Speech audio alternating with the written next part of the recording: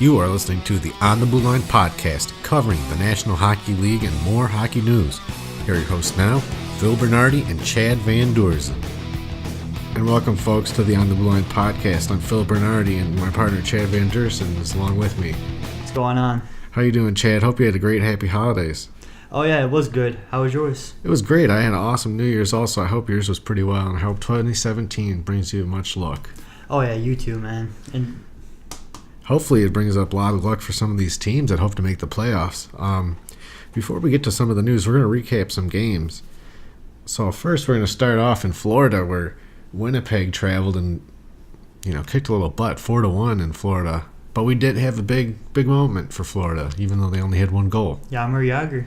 Yeah, he became the 5th all-time leader in assists, passing Paul Coffey. Oh, yeah, and it's great to see. Finally he gets it, and, he's such a deserving player for these milestones that he's, breaking and about to break. And you were telling me off the show, off air, that, it's been amazing to see Jagr do such great things in now a young man's game with all the speed. Oh, yeah. I mean, it's with the break in the KHL that he had. It was around 37 years old, something like that. I wonder if that helped him bring the fresh legs and seeing if he could do it again. And, whatever he was thinking from going to the KHL to the NHL again, it's awesome to be able to see, him being a huge factor. And, he's playing a big role in, like, older people's lives. He's like a role model in that aspect. Yeah. It maybe when he was in the KHL, he picked up a few things mentally because he just seems to be always in the right position, even though he doesn't have as much speed as some younger players do. Yeah, like we've always said in the past, off air, in our high school days, smarts, sometimes can override speed. Yep, that's very true. And, he did prove that on his one assist that he got. Brian Little also had a bunch of smarts in this game. He was named the second star of the night. Yeah, he was one of the guys that, you said was a very underrated player when he was playing in Atlanta earlier. Yeah, and he just, he was playing very smart and poking the puck away and jumping on the loose change. Yeah, those players are very underappreciated, but, when I watch them, I love watching that because it's a huge difference in, being able to, progress the puck. Oh, yeah. So the next game we're going to go to is the New York Rangers visited the Philadelphia Flyers, and this was the Wednesday night rivalry game. Boom, boom, boom. And in this game, Lundqvist, he stood on his head. Yeah, he was stood on his head in a good way. Like, this was like something that we wish we could see more often. This is the young Henrik Lundqvist in this game. Yeah, this like you just said right there. Looks like the typical Henrik Lundqvist. New York ended up winning 5-2 over Philly. Jake Voracek had some good plays. He had a good tally. Yeah, and then Steve Mason started for Philadelphia, and he's done a good job spelling Michael Neuwirth out with the injury for Philly. But he just looked like he wasn't very confident in that. No, and it's hard against a Rangers team like that. You had Kevin Hayes with 2 of the same goals, the no-look fake pass. Yeah, and Chris Kreider also had another tally too. Yeah, they were just a tough team to beat. Yeah, New York, when they come to play, they do come to play. Oh, yeah. And that has also been a little bit of their downfall, is not having the same bravado or confidence every game going out. Yeah, and I don't understand what it is. They have all the talents. Yeah, I would be cocky if, my goalie was Lundqvist. Oh, yeah. But, like they sometimes say, it all starts from the net out. So. Very true. Another game we're going to pick, speaking of from the net out, Montreal at Dallas. Now, Al Montoya was in net for Montreal instead of Carey Price, but Dallas had Kari Lehtonen, who also stood on his head. Montreal won 4-3 in overtime, but Lehtonen, got more shots on net, and he just was beat by Pacioretty for his 8th overtime winner of his career, which now leads the franchise in Montreal Canadian history. Yeah, I believe Dallas was up in that game for a while. Yeah, Montreal came back. Yeah, and Montreal, I didn't know that they had the resilience until this game, but to come back in those games like that, it's a huge lift. especially from the captain Pecoretti. Yeah, and there was an awesome goal by Jakob Klingberg for Dallas. It was inside the post, and Al Montoya didn't have a chance. And what does Pacioretty do? He kind of matches the same shot on the other side and wins the game. Yeah, I mean, it's a good strategy. If it worked one time, why wouldn't it work again? That must have been what Pecoretti was thinking. Yeah, and those are also the toughest shots for a goalie to stop. It's right. It's borderline on the post, or it's in. Yeah, I mean, a lot of times you don't see that because your defense men are stopping it right before it happens. Yes, very. And then we have 2 more games on Wednesday night, January 4th, that we're going to recap. The second to last game is Arizona at Vancouver. And now this was a 3-0 win for Vancouver over Arizona. Mike Smith, he played good. He kept Arizona in it, but he just didn't have any help. No, he's always playing really well, but he just gets discouraged. Gets discouraged. It's like he's always, how do I want to put it? He's always on a decent team. Yeah. But he just doesn't get enough help. No, he doesn't, and it's I wish he could be in the playoffs more often, but with Arizona, Yeah, I mean, it's hard. I mean, Ryan Miller did have the shutout for Vancouver, which was nice to see. It's nice to see him get a shutout. Yeah, he's on a 4-game win streak right now. And Really? Yeah, he's playing really well, and I mean, Vancouver, a team that can't score a lot of goals. It's tough, but. They always have never had a lot of goal scorers, but this game, they scored some goals. He held on. They've always had good defense, so that wasn't a problem for them this game. Yeah. But other than not scoring goals for Vancouver, they played well and like a really good team. Yeah, it was actually a really good game to watch. Speaking of playing like a really good team, Calgary beat Colorado 4-1, and Jerome McGinley's returned to Calgary as an Avalanche. Really? Yeah, and it might be his last time up there in Calgary. Yeah, I mean, I think a team could pick him up. Yeah, I think he might have one more season in him, but we got to wait and see. Yeah. I want to say Calvin Pickard didn't play well at all. See, I want to differ from that just because Colorado's defense, they let up. They play really lazy in their defensive end. They're offensive defensemen for the most part.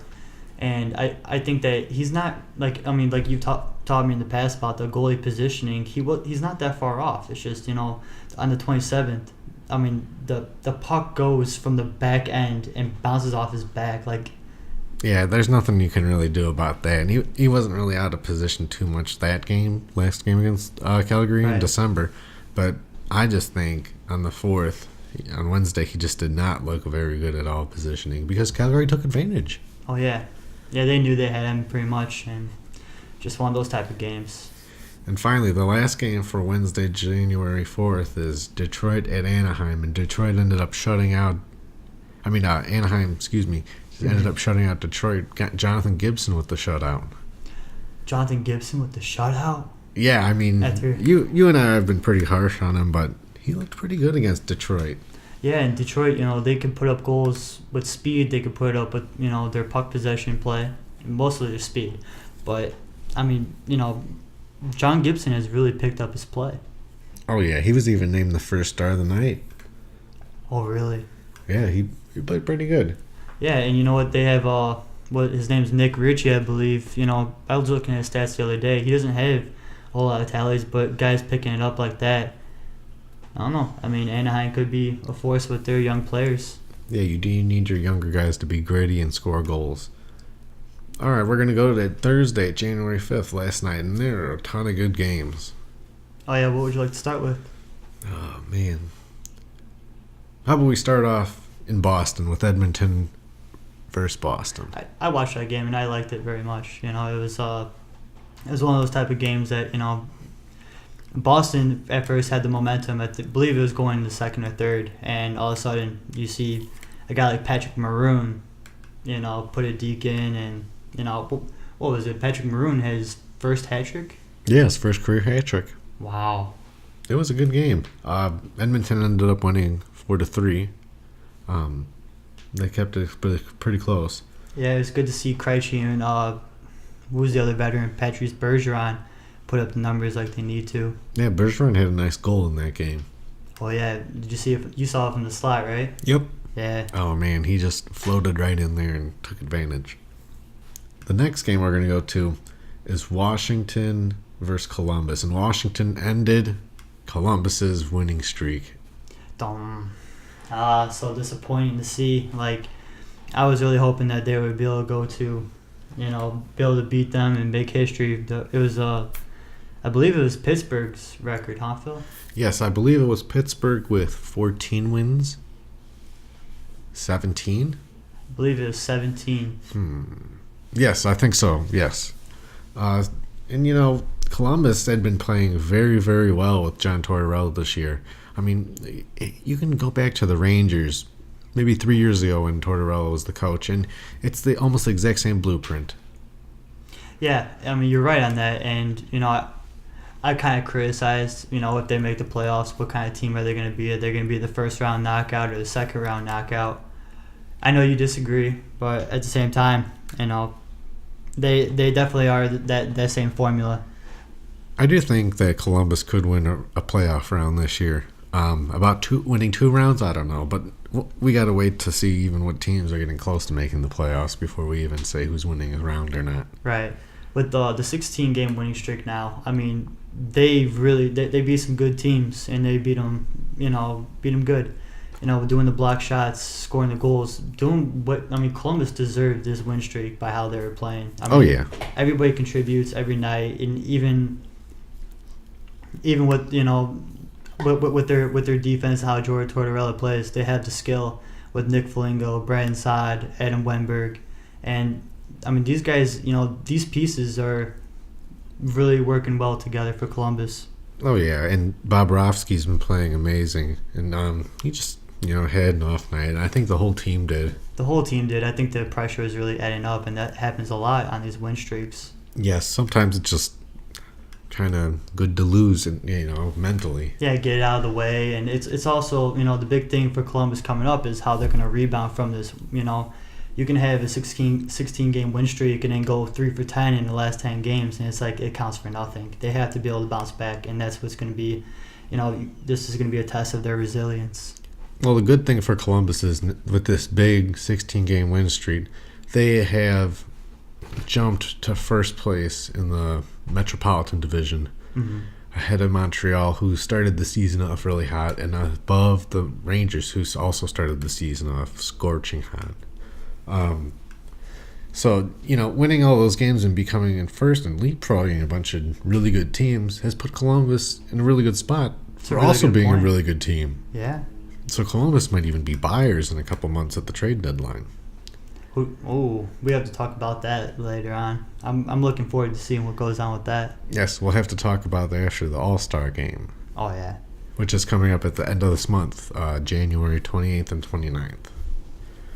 So our next game is going to be Nashville at Tampa Bay, and it was exciting for Nashville's Colton Sizers, with his first career hat trick for Tampa. Nashville ended up winning 6-1. Mike Fisher hit a nice goal to start things off. That was a really nice goal by him. And then, Vasilevsky he didn't have any help defensively by Tampa Bay. No, and it was like you were saying off the air, as we were discussing, they just haven't had any defense, and, it seems like they're really missing Stamkos. Yeah, I totally agree, because they haven't really had any firepower, and look at tonight, last night they only scored 1 goal. Yeah, it's really disappointing. With this team, we thought, at the beginning they were really good. They were catching fire. Like, I don't know if they were the wild card, it was third place, whatever, but they were, before Stamkos, they were putting up some really pretty goals. Oh, yeah.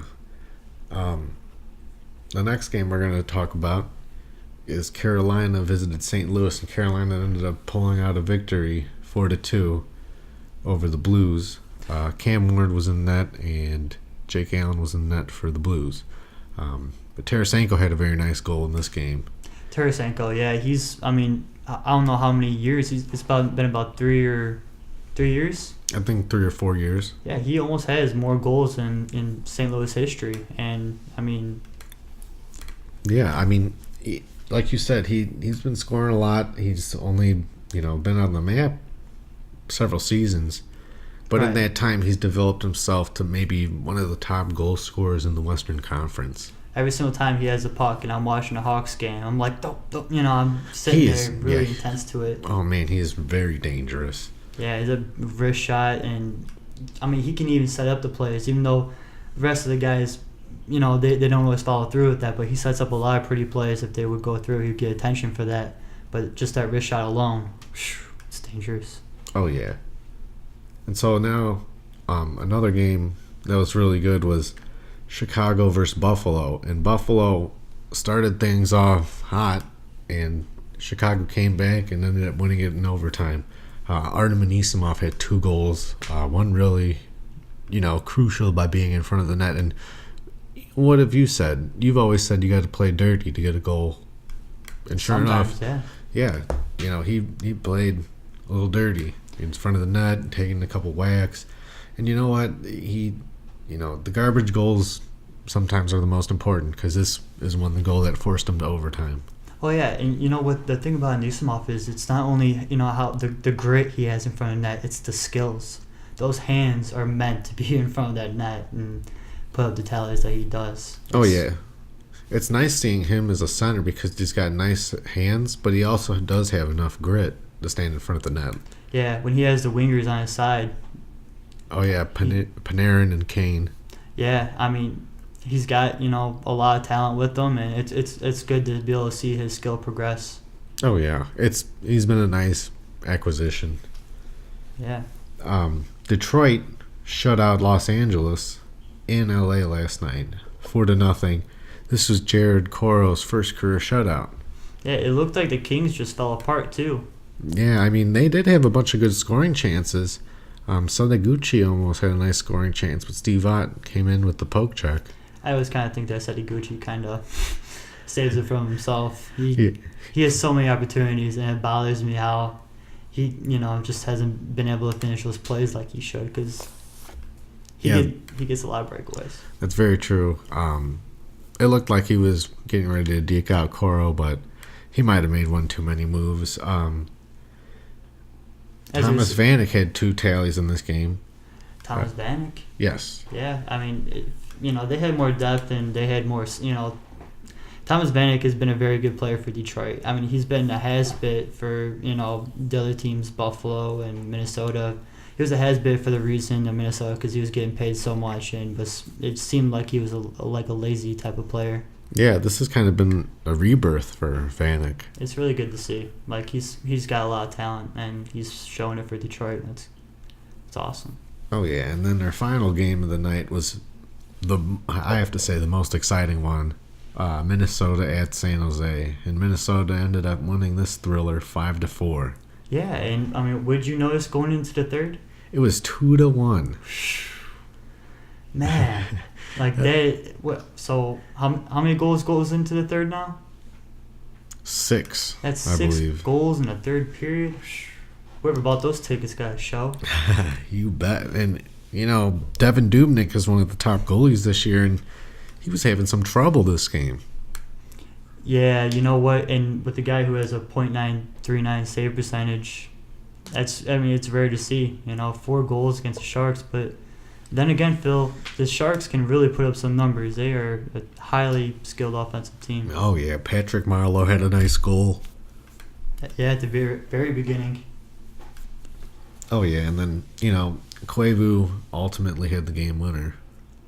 It was Mikko Koivu? I believe it was Koivu with the winner. Man, in my mind, he's just been absent. But I mean, he's there. But in my eyes, I feel like with the skill he has, it'd be nice to be able to see him get recognized. Koivu actually had the tying goal too. Oh yeah. But as a captain, sometimes you don't always have to lead with your play. Maybe he's been doing stuff in practice off the ice that we don't know about that's been really beneficial to the Wild. Oh yeah. Because he was very skilled at the beginning of his career, you're right. Yeah, I mean, he definitely still has it. It's just it's so I guess I don't know what it is about Minnesota, but it just seems like a lot of those guys just go absent and to the NHL. That's very true. And now that's all the games we had to recap. Now let's get to some news. What do you want to talk about first? Well, I did notice that PK Subban's been placed on IR. Oh, really? Yes. I think he might miss a couple months, but I'm also not very sure. I just saw that they put him on IR. I also want to say congratulations to Team USA beating Canada in the World Juniors in the shootout. That was a very exciting game. Yeah, I mean it's great to see USA hockey pick up, and their development teams are definitely emerging. So I mean, Oh yeah, there was a bunch of good players on that team. I don't remember a bunch of the kids' names, but wow, they could skate. Yeah, and they could stick handle. I'm jealous. I wish I had that talent. Yeah, they also had some pretty good shots. Yeah, it's definitely great to see. And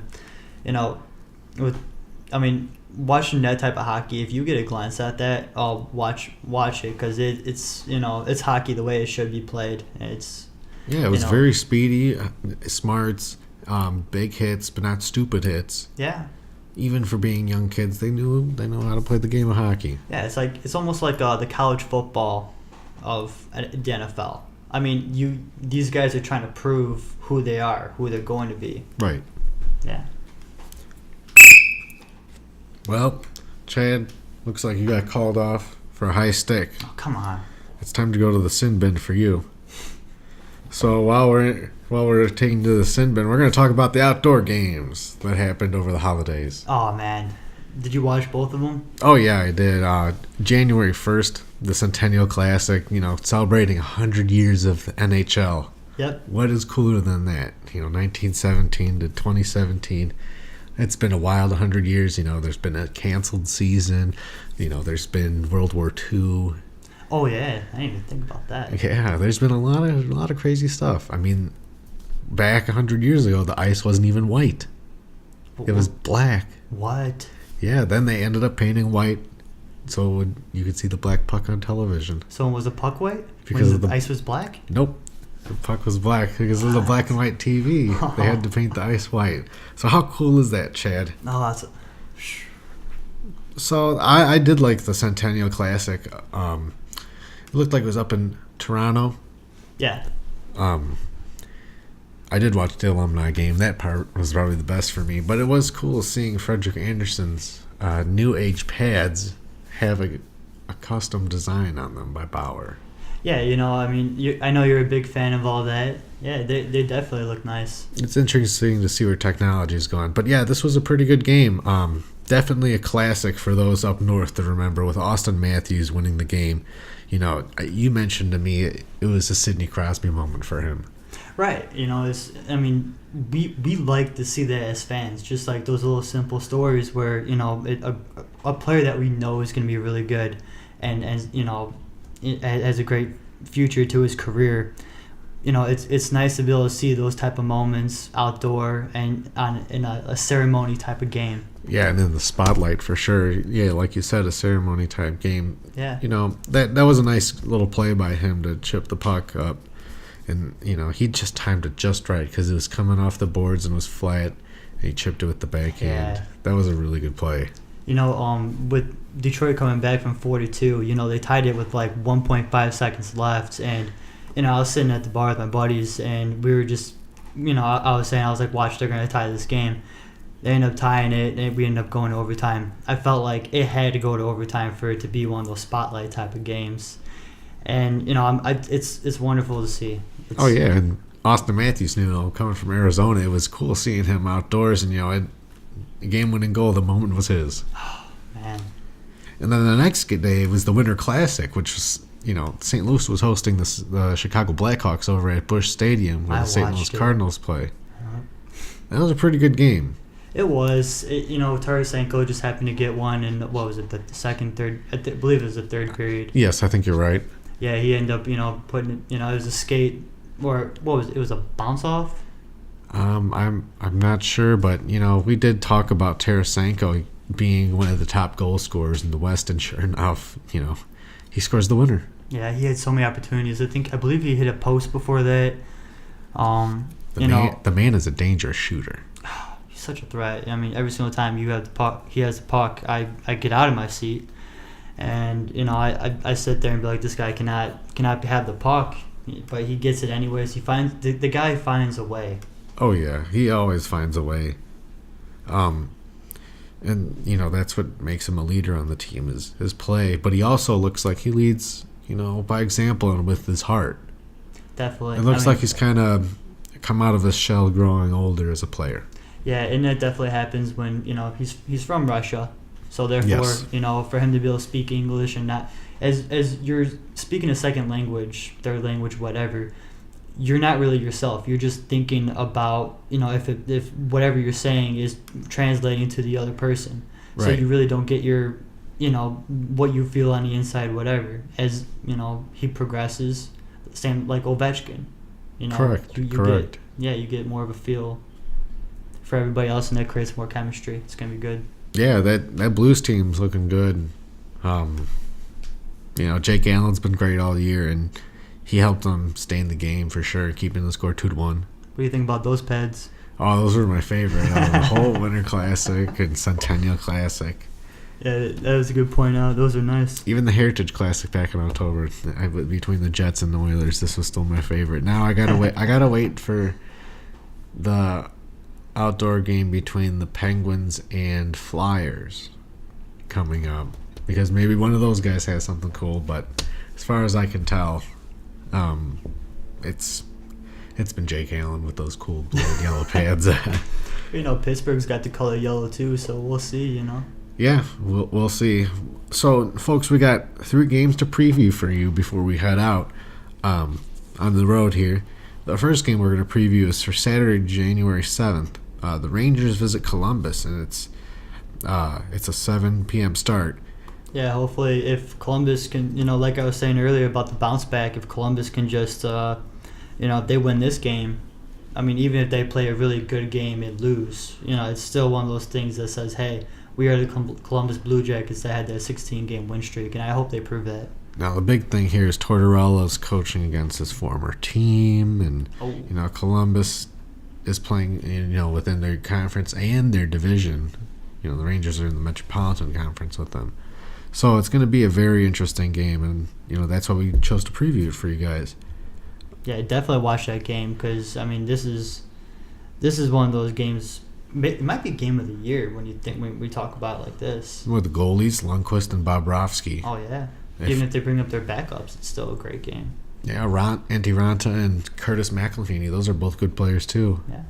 Our second game is going to be the Wednesday night rivalry game on January 11th between Pittsburgh and Washington. This is a 7 p.m. Central Time start. I believe it's going to be Matt Murray and Braden Holtby, and Holtby had a shutout the other night.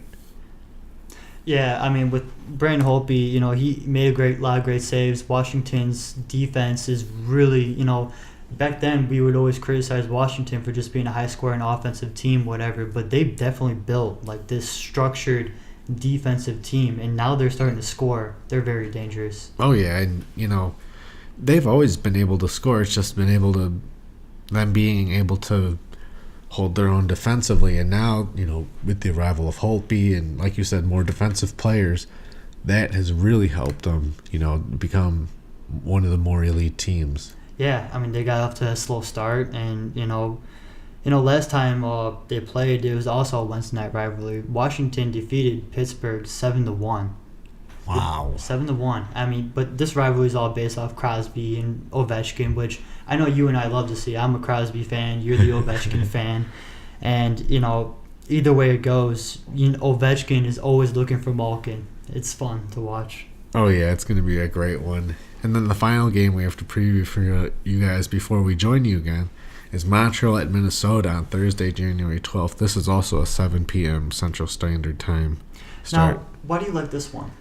I got to say, I think it's going to be Carey Price versus Devan Dubnyk, so there's the goalies. But there's also that aspect of both teams are sort of defensive and, can generate some offense, but not very consistently. Mm-hmm. Even though Minnesota went on a nice, 12-game winning streak? 12 games. Before Columbus snapped it. So they can hold their own, and, Dubnyk is a really good goalie. He's, really stepped up his game in the past couple years. Yeah, So I think between him and Price, and then the defense of both teams and the offense on both teams, I think it's going to be pretty much a chess match. yeah, definitely. I like these two teams because they're two teams that have something to prove. Now, That too. Yeah, Minnesota definitely is. I mean, they could go up and down because after this win streak, I mean, you have to set who you're going to be, and even with, you can't let that discourage you. It's all about resilience. Same with Montreal.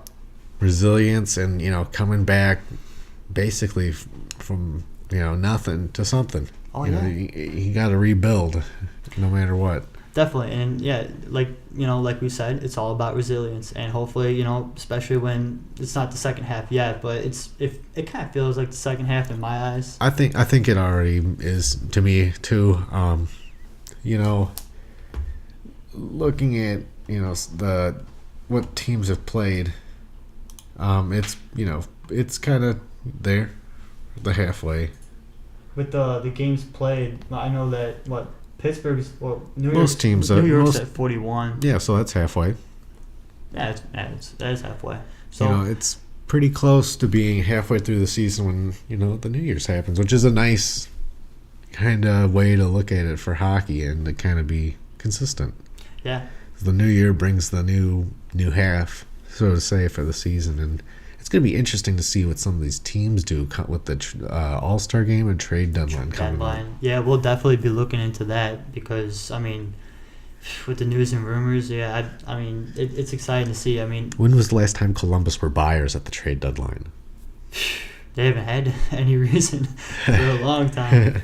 They might still not be buyers, but they're in the position to be. They have a nice prospects that they could offer up if they need a veteran leader to come down the stretch and help them in the playoffs. But I think they're pretty set. But exactly. But like you've said, Shane, we'll cover more about it later on. Yeah, and later on, I mean, also next podcast we'll be talking about the All-Star game. Yes, within the next couple podcasts, we will be talking about the All-Star game because that's coming up at the end of this month in Los Angeles.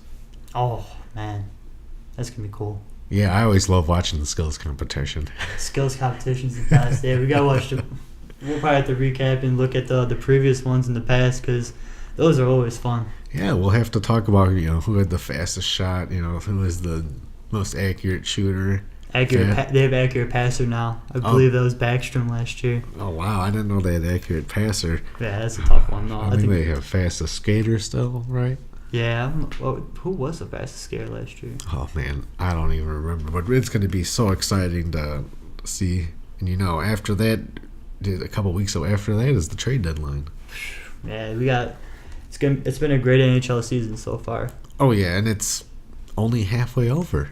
Oh man, we still have one more outdoor game, All-Star game, trade deadline, playoffs.